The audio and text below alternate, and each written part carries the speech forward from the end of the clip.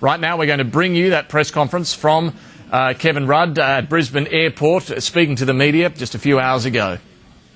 Welcome to Queensland. Hey folks, how's everything? Right, now, I find myself a bit of space here. Good. Well, it's good to be back home. It's good to be back home here in Queensland. And it's really good to be back home with Therese and the family. These are important days for the country. And so it's important that we have some plain speaking about our country's future. What's our vision for Australia's future? Well, mine hasn't changed one bit in all the years I've been in public life. My vision's very simple. How do we prepare Australia for the huge challenges that we face in the future, given the uncertain world in which we live? And how do we do so in a way which never ever throws the fair go, as I used to say, out the back door? That's what it's about. That's our vision. And in practical terms, that guides my action in public life. That's not Mr. Abbott's vision for the future. It just isn't. If I look at Mr. Abbott, it's like he's got his head buried in a different age.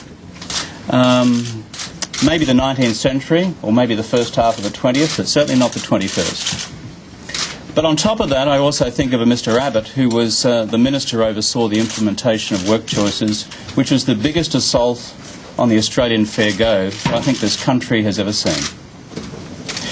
So the key question for us all is this.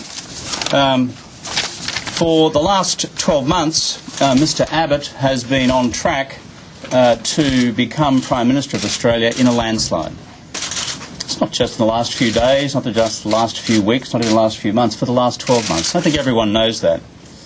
So the core question for my parliamentary colleagues, and I believe for the Australian people, is who is best equipped to defeat Mr. Abbott at the upcoming election, but more importantly, to prevent him from inflicting his prescription on Australia's future. That's the core question. In politics, as you know, trust and confidence is everything. And it's critical that whoever leads our country has the trust and confidence of the Australian people. So a core question for the members of the Australian Parliamentary Labor Party, core question for the Australian people right now, is whether they believe that the Prime Minister continues to have the trust and confidence of the Australian people. Because if you don't have that, you know something, you can't do anything else. You just can't do anything else. Ultimately, of course, this is not a question of personalities and who you like and dislike. It's a question of vision, of policy, and the trust and confidence on which all that is constructed. When I last spoke to the media in a different continent, I outlined areas of core policy where I have a different view to that of the current Prime Minister. How we go about the core business of restoring business confidence and providing support for small business through tax reform. How we build Australian manufacturing industry into the future.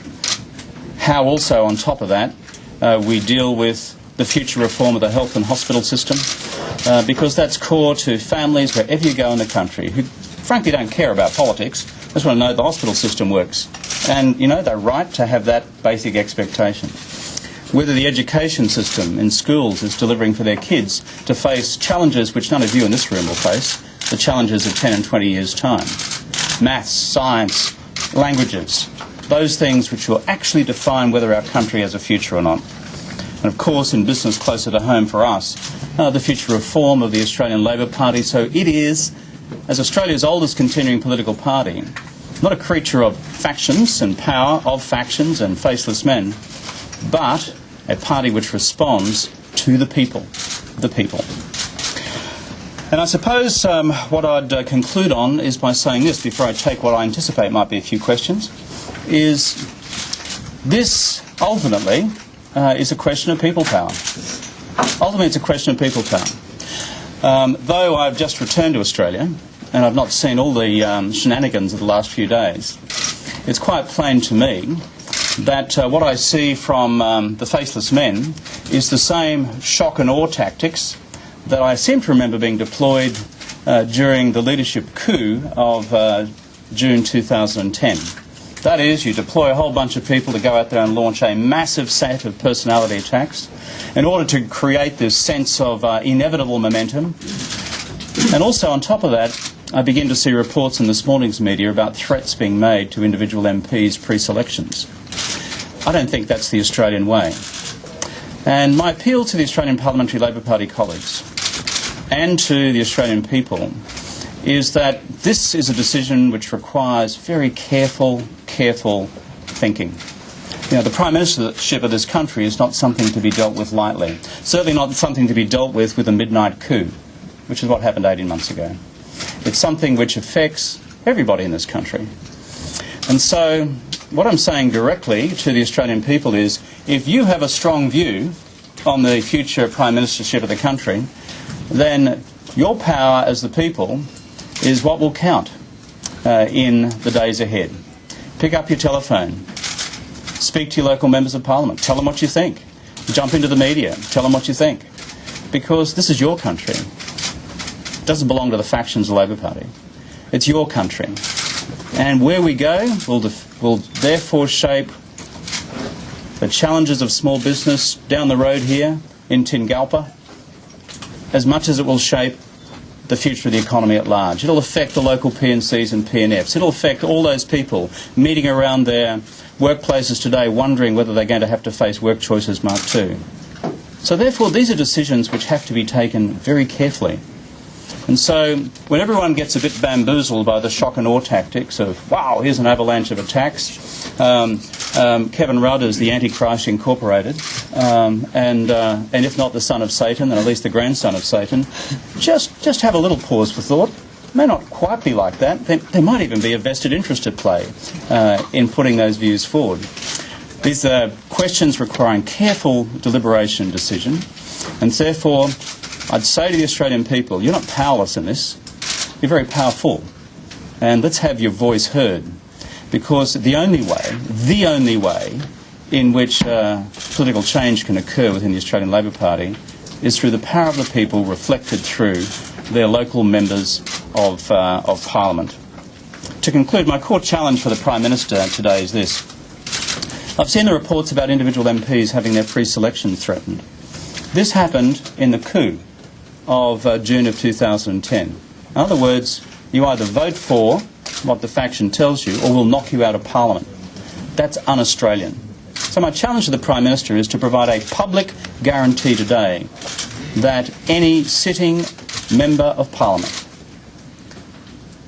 in the House of Representatives and in the Senate will be guaranteed of their pre-selection again, so that they have that fear removed from them. And having said those few things, I'll take a few questions. Are you nominating on Monday, Mr. Rudd? I said when I left the United States that I'd be making a statement on that upon my return to Australia. I've been back in the country now for 30 minutes. My political opponents have had probably a good 24 hours and probably longer head start on me to talk to parliamentary colleagues. I've spoken to a few. I've been very encouraged by that. I will be making a statement definitively on this later today after I've spoken to my colleagues. But you're talking about not campaigning by stealth, Mr. Rudd. Keeping on the plain speaking theme, Yeah. If you challenge on Monday and lose and go to the backbench, will you remain a happy little Vegemite there and not challenge again? Well, we're going to deal with all those questions when we make a statement on the challenge itself. But my view is pretty simple, is that you just got to be upfront about being a candidate for the Australian Labor Party and not make, I think, unbelievable promises. Let me just give you an example. I seem to remember someone putting their hand on their heart for about 3 months in the lead up to June of 2010 and saying that she would never ever challenge for the leadership of the Australian Labor Party. But Mr. I seem to remember that happening. So can I just say I'll address those things later on. Next Mr. Rudd, The Prime Minister has the Prime Minister has asked you to categorically rule out another challenge if you put your hand up and you fail on Monday. Will you do that? She's done it. Will you? I'll address those questions when I make a statement on my future later today. So just hold your horses. Mr. Rudd, the key charges against you from your opponents are that you sabotaged the 2007 election and that you ran a dysfunctional and chaotic government, and that basically Julia Gillard had to cover your back during the dying days of your administration. Did you leak or in any way sabotage the 2010 election, and is the Prime Minister's claim true that she had to prop you up? Both those claims are fundamentally untrue. On the 2010 election, let's just call a spade a spade. I seem to remember that we had about 5 different campaign themes in that 2010 election, which culminated in the revelation of the real Julia. I also note for a fact that the party's full and independent review of the conduct of the 2010 election campaign has been kept under lock and key, apart from that one chapter which apparently had something critical to say about me. That's the first point. On the second point about the nature of the administration, can I just make a very simple point? How do you think, friends, that we all got through the global financial crisis? This was the most systematic effort in government administration involving cabinet committees and subcommittees and working groups on every element of the economy, down to the financial flows available to businesses and to the liquidity of the banks, through to the overall need to provide guarantees for individual Australians' bank deposits. How do you think we did that? A systematic set of cabinet decisions and working groups which culminated in decisions that we took. These have been documented. So let's not get carried away with the hyperbole. I will make one observation though, and it's been reported. A question you should put to the Prime Minister is that when the final back down on National Health and Hospitals reform occurred, did that occur on the basis of a full written cabinet submission or a bit of an oral brief which was in fact partly misleading? I'll just put that question out there. So can I say... Is it true that it wasn't? I just leave that question for the Prime Minister to answer because it's a fair question. Take another example, the National Broadband Network, pretty fundamental to the future of the country, big item of government expenditure, of some controversy in various parts of the Australian media. That was taken as the product of multiple meetings of the relevant cabinet committee on all of the technological, cost and economic impact dimensions flowing from a decision worth tens of billions of dollars.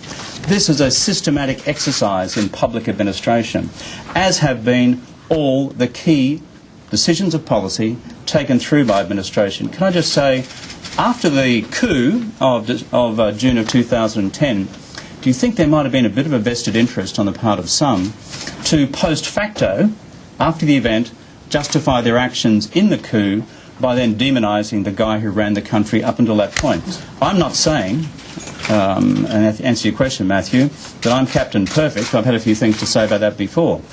I think measured against my predecessors in office, Prime Minister Keating, Prime Minister Hawke, I think we've all had a few flaws. You know, I'm among them.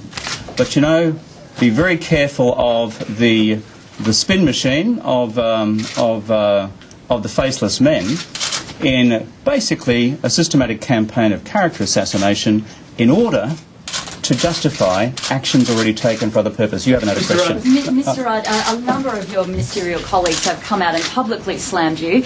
If you do put your name forward to run, how are you going to win them over? How will you work with them, and will you remove them from a ministerial portfolio? Let me say this, because I still have a statement to make later in the day about what I'll be doing precisely. But, you know, when I look back on previous contests for the leadership of the Australian Labor Party, or for that matter the most recent one in the Liberal Party between Mr Turnbull and Mr Abbott, the public statements made by a whole bunch of ministers were not exactly full of friendship and cordiality either. Let's have a bit of historical context here. When you've got a big decision like the future of the party's leadership up for stake, and people legitimately, and sometimes illegitimately, put forward passionate views. And what happens the day after is that the major political parties then bind together. and bind themselves internally, I should say, to fight the next fight in the electoral contest. So let's just put that into its historical context. The second thing is, you ask about the future of the government. My view has always been that you need a government of all the talents. Now, you want an example of that? In 2006 and 2007, when I became leader of the Parliamentary Labor Party and then Prime Minister, I had a whole bunch of people in senior positions who had campaigned viciously against my decision to run for the ALP leadership in December of 2006. What was my response? I put every one of them into senior positions within the shadow cabinet and maintained that during the position to cabinet. I think it's important to look at a person's behaviour over time and how I've dealt with some of these challenges, because that was a pretty willing campaign. You're saying you can work with Wayne Swan again?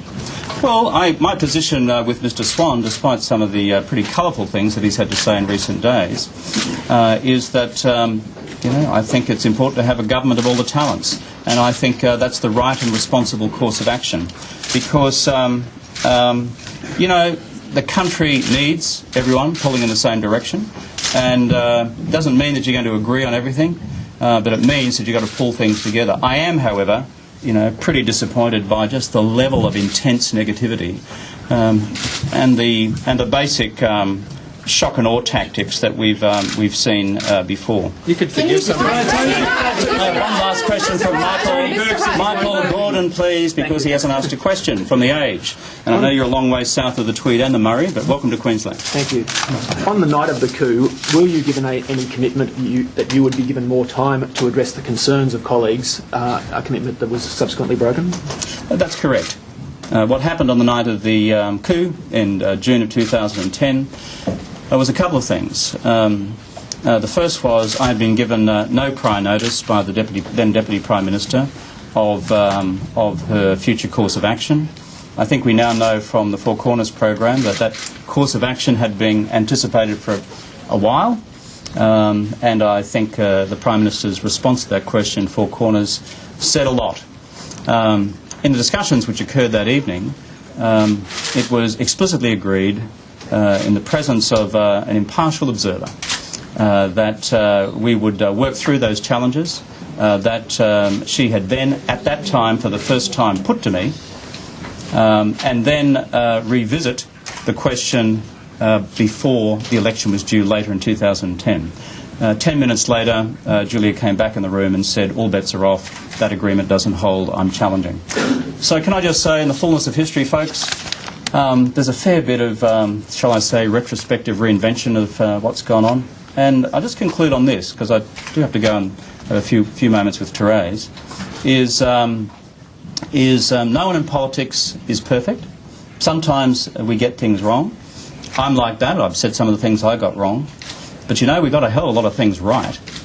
And there's many, many things still to be done for the country's future. And so I think these are important decisions for the days ahead, obviously.